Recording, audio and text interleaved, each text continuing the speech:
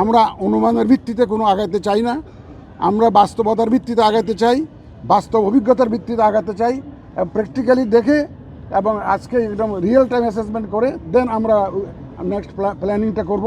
এই আয়োজনটা আমরা কেন করলাম? এই আয়োজনটা করার উদ্দেশ্য হচ্ছে আদর্শ একটা আইডিয়াল সিচুয়েশনে আমরা যে নির্বাচন দেওয়ার জন্য জাতির কাছে ওয়াদা দিয়েছি, একটা সুন্দর গ্রহণযোগ্য পার্টিসিপেটরি ইলেকশন উপহার দেওয়ার যে একটা ওয়াদা দিয়েছি, সেটা আয়োজন করতে গেলে একটা পোলিং সেন্টারে কী ধরনের আবহাওয়া থাকা দরকার, কী ধরনের পরিবেশ থাকা দরকার, ভোটারদের কিউ কীরকম হবে, পুলিং অফিসাররা কীরকম করে বসবে, প্রিসাইডিং অফিসাররা কীরকম করে বসবে, সার্বিক বিষয়াদি, ইভেন আপনাদের সাংবাদিক ভাইদের ভূমিকা কীরকম হতে পারে, যাবতীয় বিষয়াদি আমরা আজকে প্র্যাকটিক্যাল ডেমনস্ট্রেশনের মাধ্যমে দেখতে চেয়েছি এই একটা মক ভোটিংয়ের এক্সারসাইজের মাধ্যমে।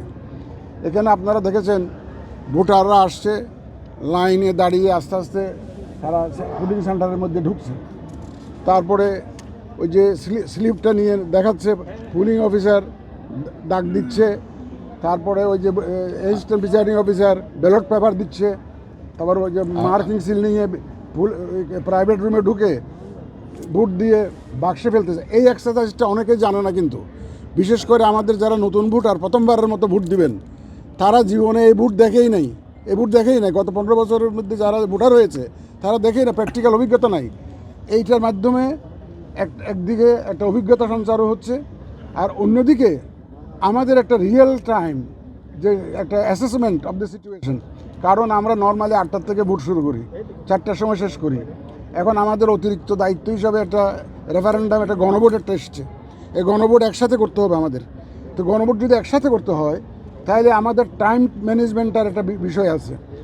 এই আজকের এই অ্যাসেসমেন্টের ভিত্তিতে আমরা ঠিক করব যে আমরা যে ভোটার সেন্টার যে 42,500 প্লাস যে পোলিং সেন্টার ঠিক করেছি, whether this number of polling stations are sufficient or not, এটা কি আমাদের জন্য পর্যাপ্ত, না আমাদের ভোটের পুলিং সেন্টার বাড়াইতে হবে, নাকি পুলিং বুথ বাড়াইলে চলবে? একটা বুথ বাড়ানো মানে আমার কিন্তু 3 জন লোক বাড়ে, বাক্স বাড়ে, তো অনেক ধরনের অ্যারেঞ্জমেন্ট আমাদের এডিশনাল করতে হয়। এখন আমাদের যদি এডিশনাল অ্যারেঞ্জমেন্ট যদি করতে হয়, কী ধরনের অ্যারেঞ্জমেন্ট করতে হতে পারে, এই প্র্যাকটিক্যাল অ্যাসেসমেন্টটা আজকেও আমরা করতে যাচ্ছি।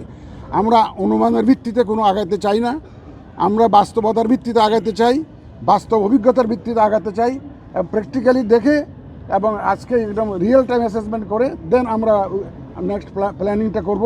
তাইলে আমরা একটা হিসাব করতে পারবো যে কয়টা সেন্টার যদি বাড়াইতে হয় বাড়াবো, যদি বুথ বাড়াইয়া চলে সেটা করব, এবং বাক্স যদি বর্তমানে যেগুলো প্রকিউর করেছি তাতে যদি সাফিসিয়েন্ট হবে, আর যদি না হয় আর কী কী প্রকিউরমেন্ট করা লাগবে সে প্রকিউরমেন্টগুলো আমরা সেরে ফেলবো। তবে আপনাদের অবগতির জন্য জানাতে চাই, আমরা কিন্তু মোটামুটিভাবে প্রিপারেশন আমাদের আছে, কোনো অসুবিধা হবে না ইনশাল্লাহ। আমরা সবাই মিলে ইনশাল্লাহ যে ওয়াদা জাতিকে দিয়েছি সেটা আমরা ইনশাল্লাহ ডেলিভার করব।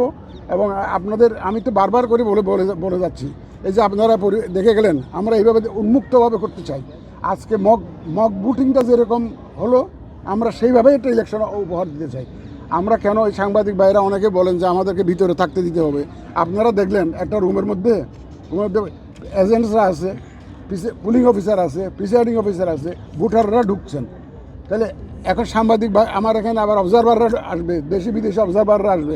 এখন সাংবাদিক ভাইরাও যদি ওখানে ঢুকে যদি এখন ধাক্কি করে যদি অনেকক্ষণ যদি দাঁড়িয়ে থাকেন, তাহলে এই একটা হজবরল অবস্থা সৃষ্টি হবে পুলিং সেন্টারের ভিতরে। এইটা অ্যাভয়েড করার জন্য আমরা বলছি যে আপনারা একটু নিজেদের বিবেক অ্যাপ্লাই করে নির্দিষ্ট সময়ের মধ্যে আপনারা কাজটা সেরে আপনারা বেরিয়ে যাবেন। এই জন্য এটা কিন্তু আপনাদের কার্যক্রম বাধাগ্রস্ত করার জন্য নয়, not to obstruct your activities, it is just for the sake of management of the centre.